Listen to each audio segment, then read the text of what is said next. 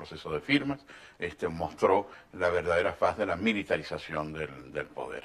Como representante del Estado venezolano era imposible seguir cumpliendo con mi misión. Crece el clima de represión. Se intensifican las citaciones y detenciones arbitrarias a importantes figuras de la oposición. Estas medidas de amedrentamiento político evidencian la intervención que tiene el Poder Ejecutivo sobre el Poder Judicial. Pero lo que termina por quebrantar el principio de la separación de poderes es la aprobación de la nueva ley del Tribunal Supremo de Justicia, TSJ, que permite el control del gobierno sobre el Poder Judicial, ya que deja en manos de la precaria mayoría que tiene el oficialismo en la Asamblea Nacional el nombramiento y la destitución de los magistrados del Tribunal Supremo, violando con ello lo establecido en la Constitución. La aprobación de esta ley genera que organizaciones internacionales como Human Rights Watch se pronuncien sobre el peligro que representa para la democracia la aplicación de esta nueva normativa legal.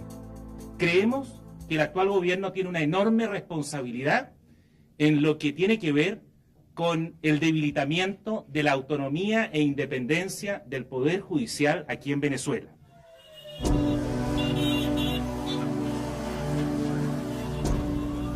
El ambiente político se calienta aún más con la denuncia del presidente sobre una supuesta invasión de paramilitares colombianos.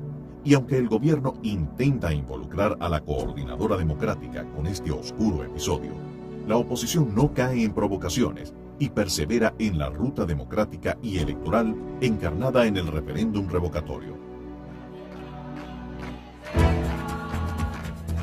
En este contexto, del 28 al 30 de mayo, se realiza en todo el país el proceso de reparos, que busca validar 525.118 firmas para activar el referéndum revocatorio contra el presidente Chávez, jornada que se efectúa con la presencia de observadores internacionales, tanto del Centro Carter como de la OEA. El 3 de junio, el Consejo Nacional Electoral, luego de una intensa presión por parte de la sociedad civil, anuncia los resultados preliminares de la jornada de reparos, confirmando el triunfo de la oposición al obtener el número de firmas necesarias para la activación del referéndum revocatorio. Finalmente, se establece el 15 de agosto para la celebración del referéndum revocatorio presidencial, acto que es entendido por la mayoría de los venezolanos, tanto de la oposición como del oficialismo, como la salida electoral, constitucional y democrática a la polarización y crisis que ha vivido el país bajo el gobierno que se autodenomina bolivariano y revolucionario. Chávez, por supuesto, se jacta mucho de una supuesta revolución bolivariana. Aquí no ha habido ninguna revolución en cualquiera de las acepciones que queramos darle a la palabra. Este gobierno tomó la pobreza en el país con 57% en el año 99 y la está entregando a mediados del año 2004 con un 73% de pobreza.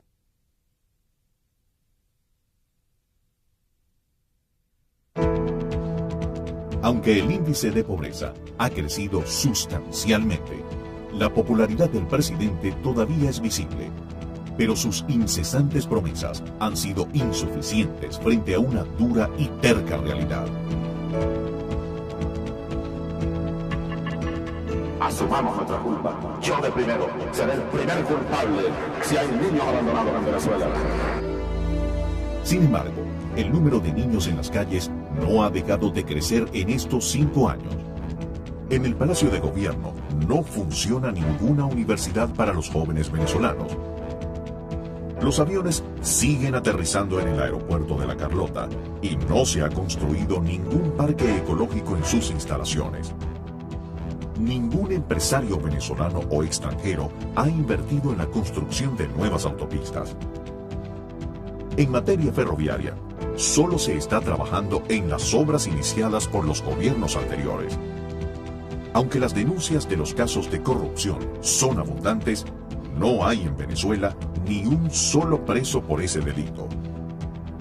En el estado Vargas, la reconstrucción definitiva sigue siendo una deuda pendiente con sus habitantes.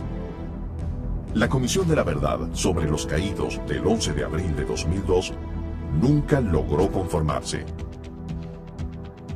Aunque las concentraciones oficialistas se mantienen, cada vez se requieren más autobuses contratados para hacerlas posibles. Si antes el presidente utilizaba el balcón del pueblo frecuentemente para comunicarse con sus seguidores, ahora les habla desde Palacio a través de la pantalla.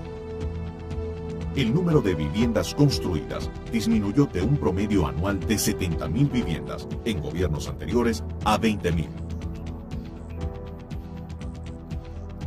Más de 6.000 empresas en todo el país se han visto obligadas a cerrar sus puertas.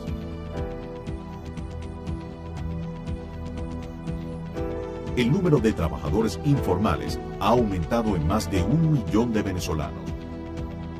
La tasa de desempleo aumentó de 10% a 15%, lo que significa que casi 2 millones de venezolanos están desempleados.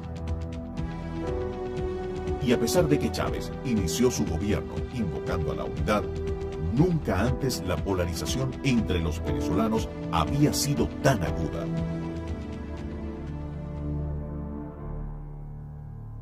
A diferencia de otros países latinoamericanos, Venezuela ha logrado convivir sin guerras civiles por más de un siglo y en democracia durante los últimos 46 años. Sin embargo, es una nación de paradojas. Un país que, a pesar de haber tenido en estos últimos 5 años los mayores ingresos petroleros de toda su historia, ha tenido un gobierno incapaz de mejorar la calidad de vida de los venezolanos y que pretende imponer una revolución que se dice pacífica, pero armada. Que nadie se equivoque al respecto.